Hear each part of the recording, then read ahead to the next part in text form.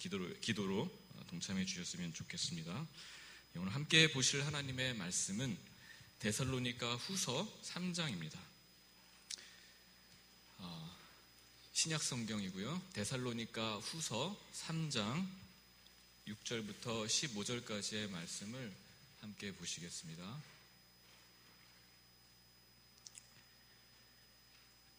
데살로니가 후서 3장 6절부터 15절까지의 말씀, 우리 같이 교독하겠습니다. 형제들아, 우리 주 예수 그리스도의 이름으로 너희를 명하노니 게으르게 행하고 우리에게 받은 전통대로 행하지 아니하는 모든 형제에게서 떠나라.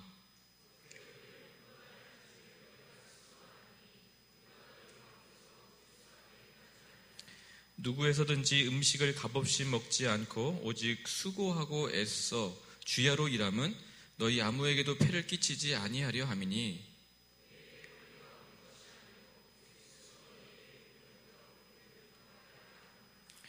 우리가 너희와 함께 있을 때에도 너희에게 명하기를 누구든지 일하기 싫어하거든 먹지도 말게 하라 하였더니,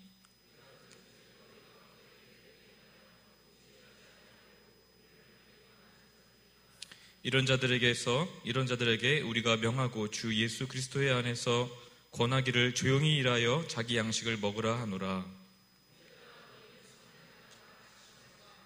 누가 이 편지에서 한 우리 말을 순종하지 아니하거든 그 사람을 지목하여 사귀지 말고 그로 하여금 부끄럽게 하라.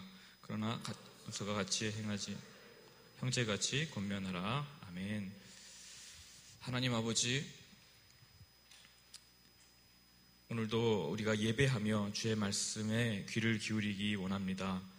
성령께서 도와주셔서 부족한 종의 허물과 또 죄악과 또 여러 가지 부족함을 감추어 주시고, 하나님 본문을 통해서 우리 청년들에게 필요한 말씀이 온전히 공급될 수 있도록 도와주시고, 또 우리에게 듣는 마음을 허락하여 주셔서 말씀에 따라 순종하며 주의 뜻을 이루어갈 수 있도록 주님께서 축복하시고 인도하여 주시옵소서. 귀하신 주 예수님의 이름으로 기도합니다. 아멘. 지금 마태복음 강해를 하다가 이번 주 제가 데살로니가 후서를 가지고 새벽 기도회를 인도하게 되었는데요.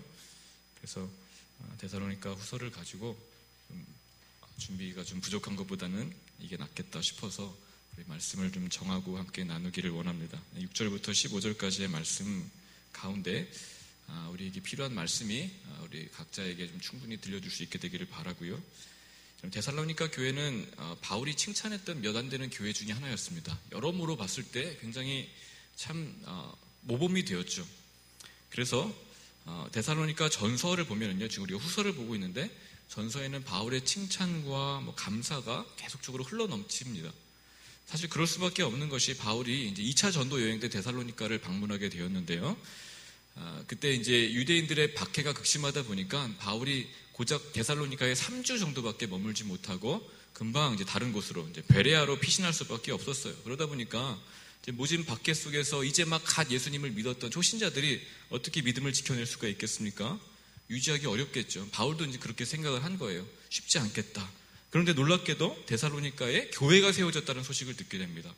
뿐만 아니라 믿음과 사랑과 소망이라는 그런 기독교의 가장 중요한 핵심적인 열매들을 맺혀가고 있더라는 거예요. 심지어 각처에서 믿는 자의 본이 되고 있다는 소식까지 듣게 되니까 바울이 막 너무 놀랍고 기쁜 거죠. 그래서 이런 흥분을 감추지 못한 채 감격하면서 감사의 편지를 쓰게 되는데, 그게 바로 데살로니가 전서입니다. 이러한 이제 감사와 격려는 이 두 번째 편지인 데살로니가 후서에서도 멈추지 않고 계속되는데요. 후서 오늘 3장을 봤는데 1장을 살짝 넘겨보시면요, 3절과 4절 말씀을 보십시오. 형제들아, 우리가 너희를 위하여 항상 하나님께 감사할지니 이것이 당연함은 너희의 믿음이 더욱 자라고 너희가 다 각기 서로 사랑함이 풍성함이니, 그러므로 너희가 견디고 있는 모든 박해와 환난 중에서 너희 인내와 믿음으로 말미암아 하나님의 여러 교회에서 우리가 친히 자랑하노라 하고 바울이 편지를 씁니다. 이건 그냥 입 발린 소리가 아니라 그냥 편지에 항상 삽입구에 들어가는 그런 내용이 아니라 분명한 이유가 있는데, 감사할 수밖에 없는 이유는 바로 3절에 나와 있는 것처럼 이것이 당연함은 너희 믿음이 더욱 자라가고 있기 때문이죠. 믿음이 멈춰있지 않고 자라갔다는 겁니다. 게다가 사랑도 더욱 풍성해진다. 세번역 성경에 보면은요, 사랑이 더욱 풍성해 가고 있기 때문입니다라고 기록하고 있습니다. 사랑도 자라가고 있는 거예요. 데살로니가 전서에 보면 이미 데살로니가 교회는 믿음과 소망과 사랑이 있다라고 기록하고 있습니다. 믿음의 역사와 또한 그 사랑으로 말미암는 수고와 소망의 인내가 있었죠. 그런데 거기서 멈추지 않고 계속해서 이 믿음과 사랑이 자라간 거예요. 풍성해진 것이죠. 이처럼 우리의 신앙도요, 반드시 진보가 있어야 합니다. 멈춰 있어서는 안 돼요. 식물이 자라가지 않으면 그건 죽은 거죠. 아기가 성장하지 않으면 병든 겁니다. 빨리 병원에 가봐야 돼요. 신앙도 마찬가지죠. 멈추는 순간부터 병들어요. 중간은 없고 퇴보 아니면 성장입니다. 그럼 그 순간부터, 우리가 멈추는 순간부터 신앙은 딱딱하게 굳어지고 형식적이 되어서 모든 것이 의무적이고 기계적이 되죠. 생명력이 없습니다. 심령은 메마르고 건조하기 그지없고요, 생기와 활력은 완전히 사라져버리죠. 눈도 풀려버리고. 그럼 신앙에 맥이 없습니다. 그러므로 데살로니가 교회와 같이요, 이런 믿음과 사랑에 있어서 진전이 있도록, 성장이 있도록 그 부르심의 표대를 향해서 멈추지 않고 달려나가는 저와 여러분 되었으면 좋겠습니다. 여러분, 성장하셔야 합니다. 그냥 여기서 예배 한번 드리고 기도 한번 하는 것으로 만족해서는 안 되고요, 끊임없이 몸부림치며 주님께서 원하시는 그런 목표를 향하여 성장하기 위해 달려나가야 합니다. 그런데 이 데살로니가 전서를 가져간 이 장본인이 디모데였는데요. 디모데가 얼마 지나지 않아서 이제 바울이 우려할 만한 몇 가지 소식을 가지고 오게 됩니다. 바울은 데살로니가 전서에서 어떤 그런 내용들을 담아냈냐면, 예수님께서 재림하실 건데 재림하시게 되면 과연 어떤 일들이 벌어질 건지에 대해서 아주 생생하게 묘사하며 전달을 했어요. 어떤 일들이 일어난다고 말씀하고 있습니까? 하나님의 호령이 있습니다.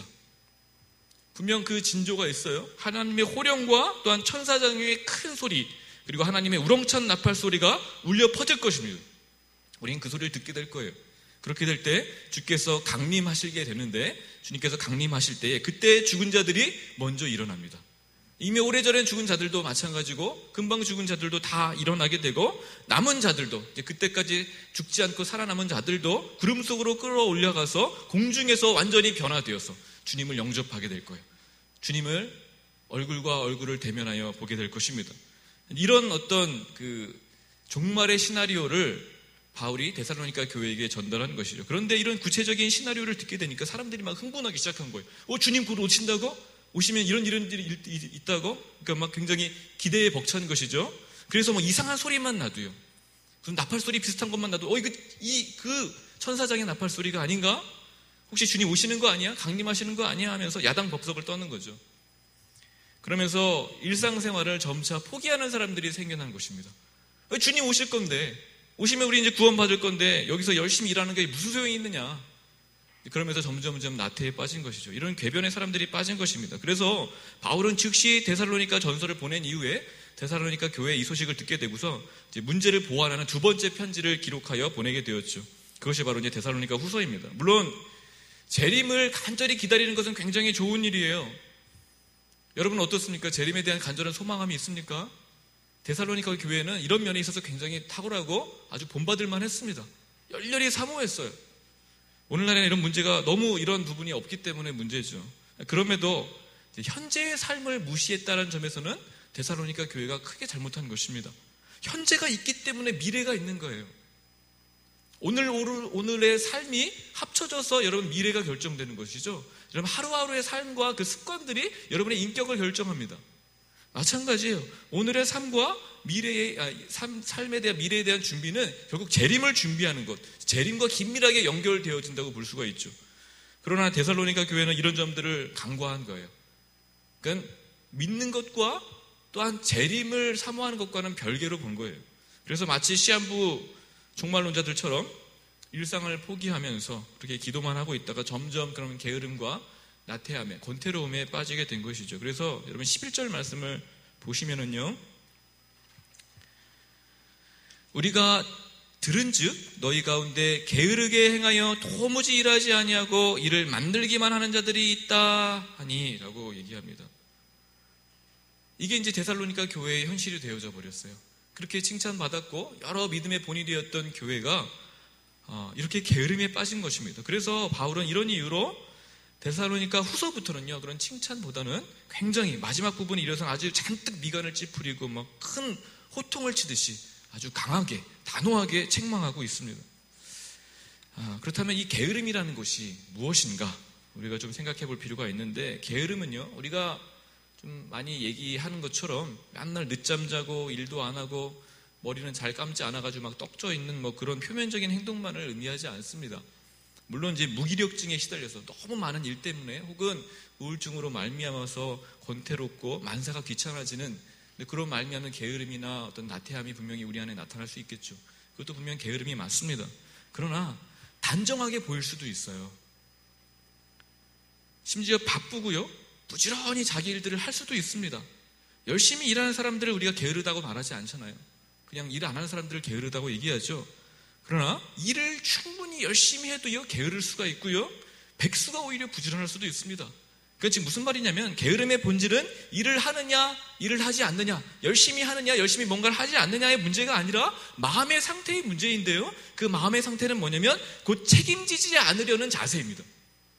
책임감이 현저하게 결여된 상태를 우리는 게으름이라고 얘기하는 거예요. 자기 인생은 물론이거니와 남의 인생, 타인의 인생에 대해까지 책임지려고 하지 않습니다. 그게 다 귀찮은 거죠. 그래서 일은 굉장히 열심히 할 수 있어요. 깔끔하게 생활할 수도 있습니다만은 생각 없이 합니다. 그럼 생각이 없는 거예요. 사유하지 않아요. 어떤 분명한 목적의식도 없습니다. 많은 것들이 결여되어져 있죠. 이것이 게으름이에요. 원칙도 무시하고 뭐 과정에 대한 나름대로의 그런 열심도 없고요, 성실함도 없고요, 그냥 결과만 좋으면 되는 거예요. 뭐든지 그냥 일을 끝내기만 하면 되는 거죠. 오늘도 무사히 끝냈네. 그냥 그것으로 만족하면서 자기에게 온전히 집중하는 것입니다. 그러다 보니까 게으른 자들의 특징 중에 하나는 뭐냐면 허황된 꿈들을 많이 꿔요. 이것도 하고 싶고 저것도 하고 싶고 온전히 자기를 위해서요. 계획들이 많죠. 그러다 보니까 다른 사람들의 일에 책임을 지는 것이 아니라 참견만 합니다. 이랬으면 좋겠고 저랬으면, 자기는 책임지지 않고 참견만 계속적으로 하면서 일을 만들기만 하죠. 여러분, 말 한마디가 얼마나 능력이 있는 줄 압니까? 한마디 딱 건네면은요, 그것 때문에 분란이 일어날 수도 있고요, 사람들이 일을 시작할 수도 있어요. 그러나 자기는 쑥 빠져버리는 거죠. 게으른 자의 특징입니다. 말씀에도 나와 있잖아요. 일을 만들기만 하는 자들이 있다고. 또한 게으름은요, 단순히 이런 어떤 표면적인 모습만이 아니라 신앙에 변질된 상태이기도 합니다. 신앙과도 밀접하게 관련되어져 있죠. 그래서 신앙생활은 하기는 하는데 또 때로는 열심히 하기도 합니다. 그러나 6절에 나와 있는 말씀처럼요, 우리에게서 받은 전통대로 행하지 아니하는 거예요. 당시 사도들이 가르쳤던 전통과 그런 전승에 따라서 살지 않습니다. 또한 14절에 나와 있는 말씀처럼 이 편지에 한 우리 말을, 즉 사도의 이 권면, 이 데살로니가 후서의 말을 순종하지 아니하는 것입니다. 즉 자기 나름대로 자기의 기준과 어떤 생각들을 가지고 자기 소견에 옳은 대로만 행동하기를 좋아하는 거죠. 참견받기 싫어해요. 나를 조정하고 싶은 마음이 없습니다. 말씀을 배워도 아멘으로 화답할 수는 있지만요, 자기를 깨트려서 변화시키려는 노력은 조금도 하지 않고 그냥 계속 자기 고집대로 끌고 나가는 거예요. 이것이 게으름이죠. 또한 13절 말씀해 보시면요, 이제 우리 바꿔 생각한다면 선을 행하다가 낙심하는 것이라고 볼 수가 있습니다. 다시 말해서 하나님의 말씀을 굳게 붙들고 그 말씀에 따라서 행동하기보다는요, 진리를 붙들고 알고자 하는 그런 갈망이 있기보다는 그냥 적당히 하다가 포기해버리고 낙심하기 일쑤인 거죠. 하다가 안 되네 이러는 거예요. 이게 게으름이라고요. 여러분, 게으름을 이게 좀 더 뚜껑을 열고 깊이 파헤쳐 보면은요, 그 안에는요, 욕심이라는 놈이 하나 이렇게 또아리를 들고 앉아 있습니다. 욕심이 있어요. 즉 자기가 왕이 되고 싶어하는 마음을 가지고 있더라고요. 모든 것을 컨트롤하고 자기 뜻대로 모든 것이 이루어져서 자기가 대접받고 자기가 인정받고 편해지고 싶은 마음이 있는 겁니다. 그런데 그게 뜻대로 잘 안 되는 거예요. 살아보십시오. 그렇지 않습니까? 뜻대로 될 일이 없죠. 그러다 보니까 신앙도 사실 그런 것 때문에 붙잡는 거죠. 자기가 왕이 되고 싶은데 신앙이 굉장히 힘을 실어줄 것만 같은 거예요. 그런데 해보니까는 잘 안 되거든요. 도움이 안 되는 거예요. 그래서 집어치우는 겁니다. 하다가 포기하고, 기도하다 보니까 응답이 없고 포기하고, 말씀 봐도 감동이 없으니까 포기하고, 예배 드려봤자 뭐 되는 것도 없고 포기하고 이러는 거예요. 그래서 낙심하고 사람 때문에 뭐 상처받았다고 그러고 시험에 빠지는 날들이 한두 번이 아니고 맨날 시험에 들어있어요. 맨날 실족하고 미끄러집니다. 이런 상황이, 이런 현상이 모두 욕심에 의해서 기인하는데, 즉 집요한 자기 사랑, 아주 정말 집요할 정도로 자기에게 집중하는 그 사랑으로 말미암아 이런 게으름이 나타나는 거예요. 이거는 신앙에 있어서 매우 치명적인 독소와 같죠. 그러므로 게으름은 단순히 어떤 습관적인 버릇이나 현상적인 문제만이 아니라, 그냥 게으름은 부지런해지면 되겠지, 내가 노력하면 의지를 가지고 고치면 되겠지 할 문제가 아니라 바로 매우 영적이고 마귀가 개입해서 만들어낸 문제일 수 있다는 거예요. 쉽게 볼 일이 아닙니다. 그렇다면 왜 이런 게으름의 현상들이 데살로니가 교회에 이렇게 생겨나게 되었을까? 그 믿음 좋다는 교회에 왜 이런 문제가 생겼을까? 우리도 안심할 수가 없겠죠.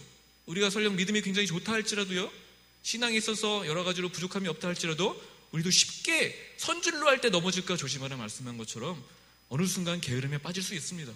저도 마찬가지고 늘 경계해야 될 부분이에요. 이 이유가 뭘까? 1차적으로는 뭐 때문입니까? 우리 안에 있는 내재된 그런 죄성 때문이죠. 우리 안에는 기본적으로 하나님을 거부하며 죄를 사랑하려는 마음이 내재되어 있습니다. 비록 그리스도께서 우리를 위해 죽으시고 또 믿음으로 말미암아 의롭다라는 간주함을 얻었지만 여전히 죄가 남아있는 거예요. 죄에 없는 상태에서 자칫하면은 죄에 끌려가며 게으름에 빠질 수 있는 것이죠. 이것이 이제 데살로니가 교인들에게도 마찬가지 문제였습니다. 그럼에도 불구하고 이 죄성, 마음의 깊이 또아리를 틀고 있는 이 게으름의 본성을 들춰내는 부추긴 그런 두 가지 현상적인 원인이 있었어요. 외부적인 원인이 나타날 수 있습니다. 그 외부적인 원인과 우리의 죄성이 만나가지고 죄가 잉태되는 것이죠. 그 원인들이 무엇이었을까? 바로 첫 번째는요, 재림에 대한 바른 교리가 부족했기 때문입니다. 즉 종말론에 대한 지식이 없었어요. 여러분, 교리 중에서 중요한 것 중에 하나가 종말론입니다. 종말론에 대해서 여러분 충분히 배우고 인지하고 또 삶에 적용하고 계세요? 데살로니가 교회는 굉장히 열렬하게 뜨겁고 믿음, 소망, 사랑이 나타났지만 종말에 어떤 일이 일어날 것에 대한 분명한 지식이 현저하게 부족했기 때문에 이런 일들이 일어났습니다. 그래서 뭐 어차피 예수님 오시면 다 끝나는 거 아니야? 그러면 세상 심판받고 우리는 믿었기 때문에 구원받고, 그러면 이 땅에서 우리가 노력할 게 무엇이란 말인가? 열심히 뭐 직업을 위해서 이렇게 시험 공부하면서 피튀기게 공부하고 경쟁할 필요가 뭐가 있어요? 곧 주님 오신다는데, 이제 곧 천사장의 나팔 소리가 들릴 건데, 주님 강림하시면 우리는 변화돼서 올라갈 건데, 그렇지 않습니까? 지금 여기서 그렇게 아웅다웅 힘들게 살아갈 필요가 뭐가 있어요? 놓고 싶은 거죠. 이런 생각에 데살로니가 교인들이 지배를 받기 시작한 거예요. 그래서 무의도식하며 모든 생계를 위한 일들을 하나하나 멈추기 시작하는 거죠. 치열했던 삶이 점점 약해집니다. 어차피 끝날 거, 그리고 가진 재산들을 허비하기 시작하죠. 여러분 그럴 수 있잖아요. 이제 곧 죽는 날이 다가왔다, 언제 죽는다 라는 것을 이제 의사가 알려준다면 그 다음부터는 여러분 어떻게 살겠습니까? 일하고 싶지 않겠죠. 즐기고 싶겠죠. 이런 마음들이 이들에게 있었던 거예요. 심지어는 교회의 도움을 받으면서 적당히 생활하려는 사람들도 적지 않게 있었습니다. 그냥 버티다가 주님 오시면 다 끝나겠지 생각한 거예요. 실제로 구원받고 천국 가는 것에만 신앙이 굉장히 중요하고 필요하지, 나머지 것들은 자기 마음대로 살아가도 되지 않겠느냐 생각하는 분들이 성도들 중에서도 적지 않게 많습니다. 여러분은 어떻습니까? 예수님 믿어서 구원받고 그다음에 천국 가기 위해서 신앙생활을 하고 있는 거 아니에요? 중간은 빠져있죠. 종말에 대한 분명한 지식이 없기 때문에 그렇습니다. 그러나 정말 이런 지식이 있고 재림에 대한 바른 그런 깨달음을 소유하고 있다면, 재림을 정말로 그래서 진지하게 소망하게 된다면 성도들은 반드시 오늘을 잘 살기 위해 노력할 거예요. 오늘을 잘 삽니다. 미래가 아니라 오늘 하루하루에 집중할 거예요. 왜냐하면 재림은 단순히 세상의 끝이 아니거든요. 종말이 오면 끝 나버리는 것이 아니라 이 땅에 이미 임한 하나님 나라의 완성으로서 생각해야 되는 거예요. 갑자기 쭉 살다가 더 끝나버리는 것이 아니라 하나하나 만들어져서 완성되는 것이 재림이라고요. 사실 예수님의 초림 때부터 종말은 시작되었습니다. 예수님께서 이미 오실 때부터 말세가 시작된 거예요. 그리고 말세의 완성을 향해 가는 거죠. 그래서 우리 이미 말세를 살고 있는 거예요. 즉 예수님께서 오실 때 처음 오셨을 초림 당시에 그래서 하나님의 나라가 이 땅에 임하게 되었죠. 하나님 나라가 이 땅에 임했다는 것은 뭘 의미하면 세상 나라는 이제 끝이라는 겁니다. 주님께서 다스리시고 통치하시는 새 나라가 이 땅 가운데 심겨졌다는 거예요. 이것이 자라가면은 이제 이 나라는 끝나는 거예요. 세상 왕국도 이제 완전히 멸절할 것입니다. 세상의 원리와 가치관은 사라질 거예요. 주님께서 통치하시는 그 나라가 이 땅 가운데 완전하게 도래하게 될 것입니다. 그게 이제 종말의 완성이죠. 그리고 예수님께서는 죽으시고 부활하셔서 승천하신 다음에 뭘 하십니까? 교회에게, 그의 제자와 교회에게 주님의 그 나라를 맡겨버리십니다. 너희들이 그 일을 해라. 능력도 부어주시죠. 우리가 말씀을 통해서 봤잖아요. 그래서 그 제자들과 교회로 하여금 그 나라를 확장시키게 되는 것이죠. 그 나라를 이루어갑니다. 그래서 결국에 주님께서, 머리 되신 주님께서 다시 이 땅에 오실 때 몸된 교회가 그 과정 가운데 열심히 일하고 이뤄놨던 그 나라를 완성시켜 가는 거예요. 이것이 재림의 중요한 그런 교리입니다. 즉 초림 이후의 모든 역사적 과정을 통해서 재림이 성취된다라고 반드시 여러분도 이해하셔야 돼요. 마태복음 24장 14절에 이런 말씀도 있죠. 이 천국 복음이 모든 민족에게 증언되기 위하여 온 세상에 전파되리니 그제야 끝이 오리라고요. 언제 올지 몰라라는 말씀도 분명히 있지만, 그래서 깨어있으라는 말씀도 있지만, 천국 복음이 온 족속에게 전파되어야지 끝이 온다는 말씀도 있습니다. 즉 교회에게 주신 사명, 복음 전파의 사명이 완수될 때야 그제서야 주님께서 다시 오셔서 이 땅을 마감하실 거예요. 종말을 완수할 것입니다. 그러므로 우리가 어떻게 해야 되겠습니까? 이 땅에서 오늘을 충실하게 살아가야 되겠죠. 그것이 재림과 무관하지 않다니까요. 생계를 위해서 그저 일하면서 어쩔 수 없이 살기 위해서 일하고 주님 오시면 끝나겠지 하는 것이 아니라 생계를 위해서 일하면서 최선을 다해서 하나님 나라를 생각해야 됩니다. 그 일을 통하여서 주님의 나라가 이루어지기를, 확장되기를, 단순히 복음 전파만이 아니라 복음을 통하여서 하나님의 그 성품들, 공의와 공평이 정말 이 땅 가운데 강같이 흘러가고, 정의와 정직과 성실함과 또 주님의 긍휼하심과 평화와 사랑이 온 영역 가운데, 우리가 있는 모든 자리 가운데, 즉 하나님의 것들로 우리의 삶의 자리가 채워지기 위해서 노력하는 것이죠. 만약에 이것이 이루어지지 않는다면, 우리가 이 부분에 대해서 게으르다면, 나태하다면, 간과하고 있다면, 데살로니가 교회처럼요, 그럼 어떤 일이 일어납니까? 주님께서 다시 오심으로 말미암은 그 나라의 완성도 지연될 수 있는 거예요. 분명 주님께서 언제 오실지는 우리는 아무도 알지 못합니다. 예수님도 알지 못한다고 말씀하셨어요. 그럼에도 불구하고 우리가 그 나라가 오시는 것을 조금 앞당길 수도 있고 지연시킬 수도 있습니다. 우리에게 이것이 주어진 거예요. 두 번째로요, 이 교회의 섬김을 데살로니가 교인들이 오해했기 때문에 이와 같은 게으름에 빠졌다라고 볼 수가 있습니다. 교회의 섬김과 사랑을 오해했다라고요. 8절의 말씀을 한번 보시면은요, 바울이 굉장히 노력을 많이 하죠. 누구에게든지 음식을 값없이 먹지 않고 오직 수고하고 애쓰고 주야로 일했다고 얘기합니다. 왜 그랬어요? 바울에게는 권리가 있었어요. 복음 전도자는 복음 전도하는 것으로 먹고 산다고 말씀드렸죠. 교회가 책임져야 됩니다. 근데 데살로니가 교회의 책임을 지도록 하지 않았어요. 스스로 일해서 먹고 살았습니다. 왜 그랬어요? 너희 아무에게도 폐를 끼치지 아니하려 함이니 우리에게 권리가 없는 것이 아니요 오직 스스로 너희에게 본을 보여서 우리를 본받게 하려 함이니, 바로 이것 때문입니다. 본이 되기 위해서였어요. 너무 게을러 나태한 데살로니가 교인들을 일깨우기 위해서 권리마저도 포기하고 열심히 일했던 것이죠. 바꿔 말해서 데살로니가 교회 안에는 음식을 그냥 값없이 먹고 여러 가지 혜택들을 그냥 편하게 누리면서 교회와 사람들에게 폐를 끼치는 그런 교인들이 생각보다 많았던 것입니다. 즉 교회가 사랑과 섬김을 강조하죠. 사랑해야 되고 베풀어야 되고 구제해야 되고, 그런데 이것을요 일종의 권리로 생각하는 사람들도 점점점 많아진 거예요. 이건 나의 권리 아니야. 교회는 당연히 그렇게 해야지. 당연히 성도들의 필요를 채워주기 위해서 구제해야 하고 베풀어야 되는 거 아니야. 편의를 제공해야지. 나를 위해서 기도해 줘야지. 나에게 어떤 필요들을 채워줘야지. 이런 것들 있으면 좀 교회가 도와줘야 되는 거 아니야. 당연하게 생각하는 거죠. 여러분, 이거 당연한 겁니까? 당연한 거 아니에요.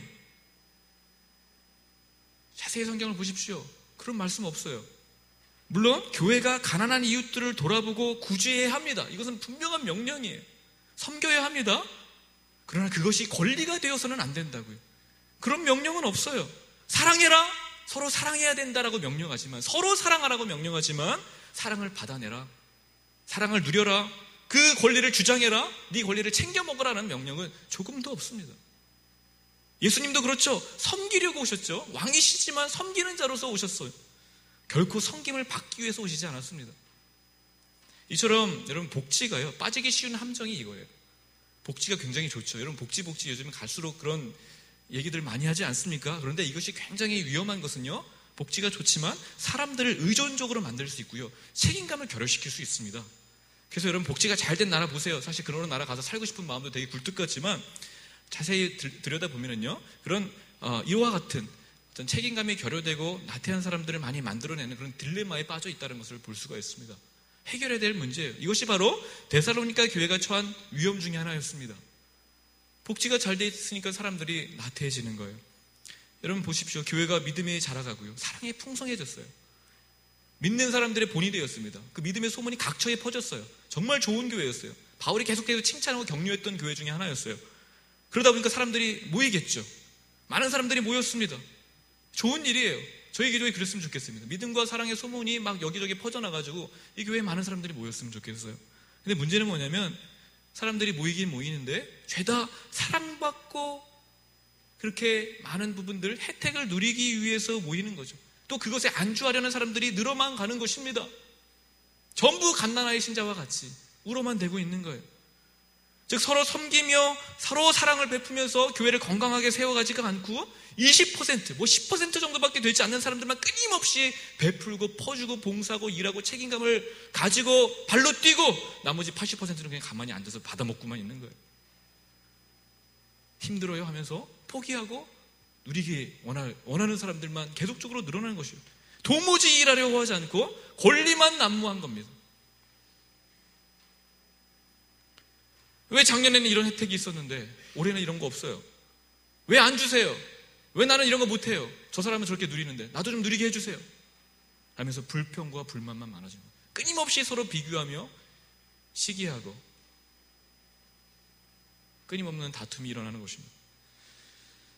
그래서 바울은 이런 데살로니가 교회 안에 있는 게으름의 문제를 어떻게 대처하라고 명령하고 있습니까? 이제 방안을 제시하는데 첫 번째 먼저는요, 10절에 나와 있는 말씀입니다. 보시면 이미 바울이 얘기했던 건데, 우리가 너희와 함께 있을 때에도 너희에게 명령하기를 누구든지 일하기 싫어하거든 먹지도 말라, 먹지도 말게 하라. 아주 단호한 명령이죠. 또한 12절 말씀도 그렇습니다. 조용히 일하여 자기 양식을 먹으라. 자꾸 여기저기서 기웃기웃거리며 양식을 탐하지 말고 네가 일해서 네가 먹으라고, 조용히 일하라고, 떠벌리지 말고. 굉장히 강한 책망이에요. 혜택만 누리지 말고 정직하고 성실하게 자기 생계를 자기가 책임져야 합니다. 교회가 도와주겠지, 사회가 도와주겠지. 여러분, 이런 생각으로 여러분 정말 책임감 결여된 삶을, 의존적인 삶을 살아서는 안 되는 거예요. 물론 여러분, 하나님 나라를 위해서 힘쓰는 자들은 하나님께서 책임져 주십니다. 교회를 통해서 책임져 주세요. 분명히 약속하셨습니다. 먼저 그의 나라와 그 일을 구하라고요. 그러면 모든 필요들 채워주시겠다고 약속하셨잖아요. 그럼에도 불구하고 우리도 열심히 노력해야 됩니다. 여러분, 이것이 중요한 교리예요. 하나님께서 100% 책임져 주십니다. 반드시 성도를 견인하여서 영화로운 모습으로 이루어 가실 거예요. 주님께서 책임져 주십니다. 구원하신 자를 그냥 놓지 않아요. 여러분에게 떠넘기지 않습니다. 그럼에도 불구하고 우리가 우리의 구원을 책임져야 돼요. 우리의 인생은 우리에게 주어진 것입니다. 그래서 구원을 두렵고 떨림으로 이루라고 명령하시고요, 우리의 인생 바로 말씀처럼요, 조용히 일해서 자기 양식을 너희가 챙겨 먹으라고 말씀하고 있는 거예요. 성경의 가르침이에요. 그런데 정작 신앙 좋은 성도들이 세상에서 무력한 경우들이 얼마나 많아요. 신앙이 좋은데 굉장히 이상한 아이러니죠. 왜 그래요? 하나님의 말씀을 이제 한쪽 면만 본 거죠. 은혜를 주시고 또 하나님께서 책임져 주신다 라는 그런 말씀이 너무나도 좋기 때문에 위로가 되죠. 그래서 진짜 의존합니다. 전적으로 다 버리고 하나님만 의존하는 거예요. 물론 그것이 나쁘지 않습니다. 그런데 은혜를 굉장히 이용하는 거죠. 모든 것이 하나님의 은혜입니다 라고 얘기하면서 적당히 때우려고 하는, 그냥 은혜로 넘어가려고 하는 사람들이 많아지는 거예요. 결코 성경적이지 않고 오히려 이것을 성경에서는 게으름이라고 말합니다. 은혜로 오래 적당히. 여러분, 교회만큼 적당히 하는 데가 얼마나 없습니다. 그렇지 않아요? 철저함이 없어요. 책임지려고 하지 않아요. 목숨 걸고 하는 사람 없어요. 다 은혜로 하는 거예요. 할 수 있는 사람, 시간 되는 사람 하고 나머지는 그냥 다 놀고. 사회도 그렇게 하지 않아요. 여러분, 돈 벌기 위해서는 그렇게 안 살잖아요. 근데 교회에서는 그게 다 통한단 말이에요.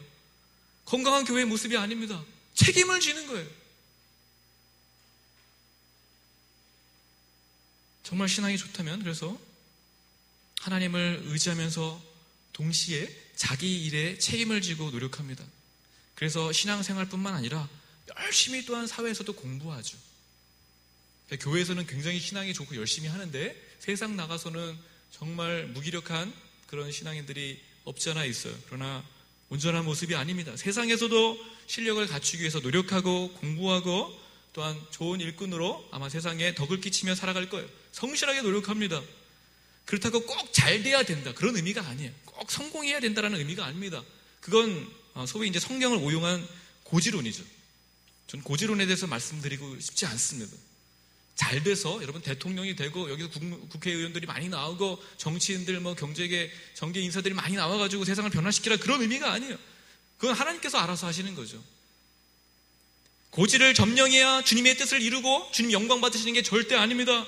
다만 여기서 말씀하는 것은 그거예요. 하나님께서 주신 기회가 있단 말이에요. 여러분, 여러분의 것이 아니잖아요. 주님 피값으로 사신 하나님의 것입니다. 여러분, 주님의 것이에요. 주님께서 베푸신 그 시간과 에너지와 이 건강과 젊음을 또한 재능을 사장시키지 않고 최선을 다해서 발휘하기 위해서 주의 영광과 교회를 위해서 노력하는 것이죠. 수능 보는 분들도 마찬가지예요. 여러분, 수능 봐가지고 좋은 학교 가고 이것을 위해서 공부하는 것이 아니라 바로 주님의 영광을 위하여서 이 귀한 시간들을 선용하며 나가는 거예요. 그래서 여러분, 궁극적으로요, 나를 위함이 아니라 남을 위해서죠. 나를 위해서 공부하는 것이 아니라 바로 남에게 베풀기 위해서 공부하고 일하는 겁니다. 도덕은요, 자신을 위해 남의 수고를 가져다 쓰는 사람이죠. 그래서 엄밀하게 보자면 모든 사람들이 다 도둑질을 하는 겁니다. 그렇지 않아요. 다 자기를 위해서 돈 벌잖아요. 돈을 누구 걸 법니까? 다른 사람들 거를 빼서 오는 거예요. 엄밀하게 보면은요, 정말 부족한 자원을 서로 빼앗으면서 확보하며 살아가는 게 세상이에요. 자본주의 원리죠. 다 도둑놈들이에요. 죄송합니다. 물론 이게 좀 비약적으로 말씀드린 거지만 엄밀하게 보면 그럴 수 있다는 거예요. 그러나 성도는요, 그렇지 않습니다. 자본주의의 원리 안에 함몰되어서 살아가는 사람들이 아니에요. 하나님의 법칙에 의해서 지배받는 사람들입니다. 그래서 자신이 수고한 결과로 나를 잘되게 하는 것이 아니라 자신이 열심히 땀 흘려 수고한 결과로 다른 사람들에게 유익을 주기 위해서 노력하는 거죠. 그런 관점에서 불로소득은 결코 성경적이지 않습니다. 여러분, 청년의 때 벌써 그런 꿈을 가지고 쉽게 벌어서 행복하게 살아야 되겠다라는 것을 계획하시는 분들을 빨리 포기하셔야 돼요. 악한 겁니다. 이거 도둑질이에요. 남이 수고한 것을 머리 굴려가면서 빼앗으려고 하는 행위들이 얼마나 많습니까? 제가 일일이 그런 직업들을 얘기하진 않겠어요. 여러분 아마 아실 거예요. 도둑질이에요. 재산을 굴려가면서 증식하려는 노력도 그것이 아무리 합법적이라 할지라도, 법을 전혀 어기지 않고 누구나 다 하는 거라 할지라도요, 여러분, 주님의 관점에서 볼 때는 그건 악한 행위예요. 도둑질입니다. 그러므로 에베소서 4장 28절에 도둑질을 하는 자는 다시 도적질을 하지 말고 돌이켜 가난한 자에게 구제할 수 있도록 자기 손으로 수고하여 선한 일을 하라고요. 어떻게 선한 일을 하라고요? 자기 손으로. 누구를 위해서? 가난한 자에게 구제할 수 있도록 땀 흘려 수고하라고요. 그것으로 구제하라고요. 그러면 못 살아요. 입에 풀 칠하기도 힘들어요. 괜찮아요. 주님께서 양을 보십니까? 돈이 없어서 우리에게 구걸하십니까? 아니잖아요. 많이 벌지 못해도 괜찮아요. 단돈 100원이라도 괜찮습니다. 땀 흘려 일하고 수고한 만큼 정직하게 벌어서, 속이지 않고 정직하게 벌어서 그것으로 구제할 때, 그것으로 주님께 드릴 때에 하나님 영광 받으시는 거예요. 하나님 사랑과 이웃 사랑을 바로 이런 원리와 과정으로 이루어가는 것이죠. 이것을 무시하는 것이 게으름입니다, 여러분. 두 번째로 어떤 대안을 바울이 제시합니까? 게으름에 빠진 데살로니가 교회에게 단호하게 권징할 것을 명령하고 있어요. 아주 단호하게 권징하라고 합니다. 게으름은 말씀드린 것처럼 개인에게도 굉장히 치명적이지만요, 다른 여타의 많은 죄와 마찬가지로 게으름은 교회 전체를 마비시킬 수 있는 매우 치명적인 독소와도 같아요. 정말로 그렇습니다. 그래서 게으름에 빠진 사람들이 교회 안에 많잖아요. 그럼 어떻게 되는 줄 아세요? 그 현상이 점점점 침체에 빠져요. 자꾸 책임지려고 하는 사람들이 나타나지 않습니다. 뭘 해도 그래요. 그리고 서로 눈치만 봅니다. 그리고 일하는 사람은 도무지 없어요. 참담합니다. 돈을 줬어야지 일을 해요. 교회가 그렇게 돼요. 바로 이런 현상이 이 게으름을 방치하고 나타난 결과예요.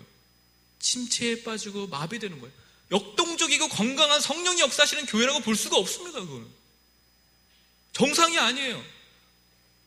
물론 한국교회 전체가 다 그런 식이라고 한다 할지라도 여러분 다 정상이 아닌 겁니다.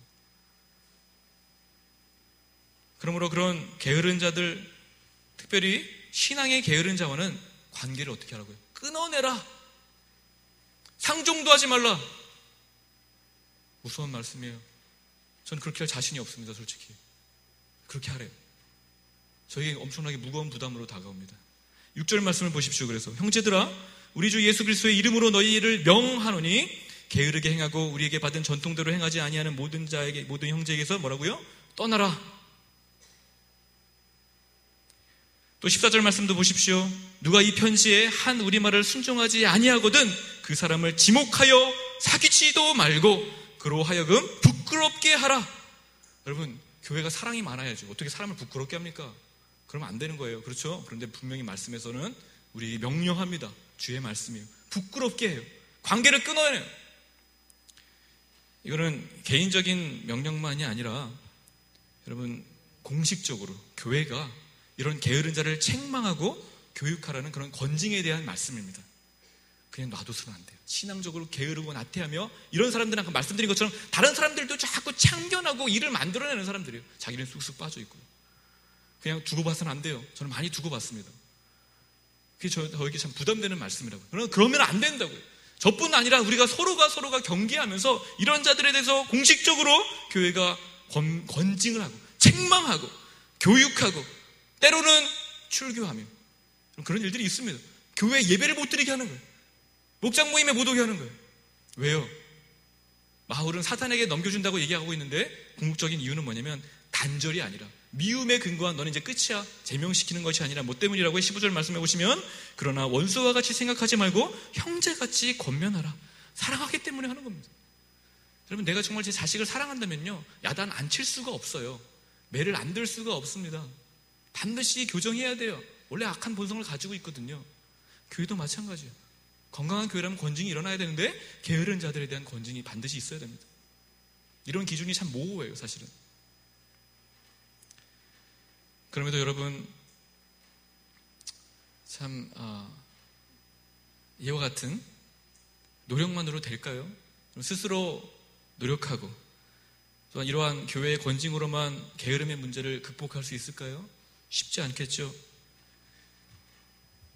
재림의 소망만이 아니라 그렇기 때문에 예수님을 사랑하며 닮아가려는 열망이 있을 때 저는 분명 게으름을 극복할 수 있다고 믿습니다. 주님 오심을 갈망할 뿐 아니라 주님을 사랑하는 마음이 있다면 사랑하는 사람을 닮아가고자 하는 그런 열망이 일어나잖아요. 그것이 우리 안에 진정이 있다면요 극복할 수 있다라고요. 얼마 전 제가 히든싱어 신해철 편을 봤어요. 인터넷으로.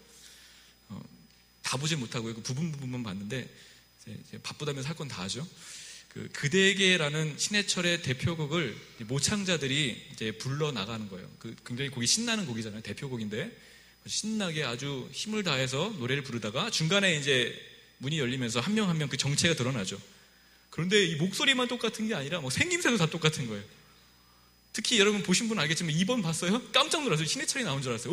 뭐야 살았어? 그랬더니 아니에요. 비슷한 사람이 나오더라고요. 야 정말. 그리고 이제 마지막 그대에게라는 이 노래 소절 마지막 그 소절을 이미 이제 녹음된 목소리로 신해철이 이제 고 신해철이지만 부르는데 나머지 3명이 가만히 있는 것이 아니라 그 신해철이 부르는 그 노래에 화음을 넣는 거죠. 보신 분 알죠? 기가 막힙니다. 너무너무 아름다운 화음을 넣으면서 다 똑같은 목소리, 똑같은 4명의 신해철이 노래를 부르는 거예요. 화음까지 넣어가면서 그리고 그 신해철이 빈자리, 있어야 될 3번 방이었는데 3번에 이제 빈자리죠. 죽었으니까. 근데 그 빈자리에 스포트라이트가 강렬하게 내리치면서 그곳에 이제 신해철이 있는 것처럼 보여지는데 나머지 사람들이 그 빈 신해철의 자리를 향하여서 손을 이렇게 내미는 거예요. 마치 이제 경배하듯이. 그 순간 저도 모르게 울컥했습니다. 저는 개인적으로 뭐 신해철과 아무 관계도 없고 그분도 저를 모를 뿐만 아니라 뭐 그다지 그렇게 좋아하는 가수가 아니었어요. 그럼에도 막 감정을 주체 못하겠더라고요. 울었어요. 아니나 다를까 현장에 있었던, 현장은 뭐 말할 것도 없겠죠. 방청객들이 막 또 연예인 게스트들이 눈물을 마치 오열하듯이 흘리더라고요. 그리고 한 연예인 게스트가 이런 말을 합니다. 눈물을 흘리면서 신해철 씨가 여기 와 있는 것 같아요. 여기서 같이 노래를 부르는 것 같아요. 진짜 그랬어요. 여러분 보시는 분들은 알겠죠? 죽은 사람 목소리가 막 생생하게 나오는 거예요. 같이 막 부르는 거예요. 게다가 육성 녹음한 것도 막 들려주고요. 그 안에도 와서 막 같이 이제 응원하고 있더라고요. 또 무엇보다 신해철을 꼭 닮은, 그것이 결정이죠. 꼭 닮은 4명의, 3명의 모창자들이 같이 따라 부르면서 모습까지도 똑같고 그 사람을 열렬히 사랑하는 그 모창자들의 노래를 부르니까요. 진짜 살아있는 것 같더라고요. 게다가 조명까지 때려주니까요. 막 신비로움과 경이로움까지 느꼈습니다. 여러분 제가 그러면서 이거 보라는 광고가 아니라 신해철, 죽은 신해철이 아닌 우리를 위해 죽으시고 부활하신, 그래서 하늘 승천하신 그 예수님을 떠올리게 됐어요. 예수님이 지금 우리가 보이진 않지만, 지금 만날 수 없지만 그 예수님이 그 자리에 계신다면 어떨까? 목사니까 하는 상상이겠죠? 여러분 그리고 나서 그 화음을 넣어가면서 신해철과 똑같은 목소리로 노래를 불렀던 그 모창 능력자들이 저와 여러분이 되면 어떨까 상상해 왔습니다. 얼마나 영광스러울까요? 비록 예수님은 안 보이세요. 이렇게 빈 공간을 우리가 경배하듯이 손을 올리면, 오늘도 우리가 예배 그렇게 했잖아요. 주님 영광 받으시라고. 안 보이잖아요. 그럼에도 우리 했습니다. 이와 같이 영광을 하나님께 돌리지만은 그 목소리, 예수님의 목소리를 닮아가는 거죠. 그래서 그 목소리로 화음을 넣어서 노래하는 우리의 모습이 점점 예수님을 닮아 있는 것입니다. 목소리만이 아니라, 그 모습만이 아니라 말이나 생각과 그 중심과 가치관과 생각까지도, 그 마음의 신념까지도 예수님과 똑같아지는 거예요. 그리고 그 예수님과 함께 여러 명의 예수님, 여기 있는 분들이 몇 명입니까? 100명이 넘는 이 예수님, 작은 예수들이 함께 우리 주 구주 예수님과 함께 노래를 부르는 거죠. 여러분 얼마나 멋지고 감동적일까요? 여러분 그때는 진짜 펑펑 울겠죠? 실상 우리가 구원받은 성도로서 예수님의 다시 오심을 기리며 지금 신앙하는 일이 바로 이와 같은 일입니다. 예수님을 날마다 기리면서 생각하고 예수님을 사랑하기 때문에 흉내내는 거죠. 정말 그 모습과 같이 생각하고 점점점 그 모습과 같이 마음의 성품을 닮아가서 예수님과 똑같아지는 거예요. 그래서 예수님을 꼭 닮은 그런 사람들이 각자의 자리에서 예배로 함께 모였다가 여러분의 각자의 삶의 자리에서 예수님의 말씀을 전하고 제자를 세우고 그분의 나라를 이루어가는 것입니다. 우리가 이런 꿈을 꾼다면요, 정말 이런 재림에 대한 갈망뿐 아니라 예수님을 너무 사랑해서 그 나라를 이루고자 하는 목적을 가지고 있다면 게으름에 빠질 수 있겠습니까? 그럴 수 없는 거예요. 오늘도 주님을 이전보다 더욱 사랑해야 되거든요. 오늘도 주님을 닮아가야 되거든요. 오늘도 주님을 사랑하기 때문에 주님을 알아가기 위해 힘쓰게 되거든요. 어떻게 게으름에 빠질 수 있습니까? 그럴 수 없는 거예요. 그러면 제가 말씀 한 구절만 읽어드리고 마치겠습니다. 고린도전서 15장 58절에 나와 있는 그 말씀인데, 그러므로 내 사랑하는 형제들아, 견실하며 흔들리지 말고 항상 주의 일에 더욱 힘쓰는 자들이 되라. 항상 주의 일에 더욱 힘쓰는 자들이 되라. 저와 여러분이 그렇게 주님을 사랑함으로 말미암아 주님을 닮아가기 위한 그런 노력을 게을리하지 않게 되기를 원합니다. 항상 주의 일에 힘쓰며 훗날 주님 오실 때에 부끄럽지 않고 주님 곁에서 그런 모창 능력자들과 함께 노래하게 되는 영광스러운 그날을 맞이할 수 있게 되기를 간절히 주의 이름으로 축원합니다. 기도하겠습니다. 하나님 아버지, 주님 오심을 간절히 갈망합니다. 데살로니가 교인들도 그렇게 갈망했습니다. 그러나 오해하여서 게으름에 빠졌던 것처럼 우리가 그렇게 게을러지지 않기를 원합니다. 나태해지지 않기를 원합니다. 하나님 도와주셔서 주님을 사랑함으로 말미암아 주님 그 오실 날을 예비하며 오늘 하루하루를 주님 충성되게 살아갈 수 있도록 우리를 붙잡아 주시옵소서. 귀하신 주 예수님의 이름으로 기도하옵나이다. 아멘.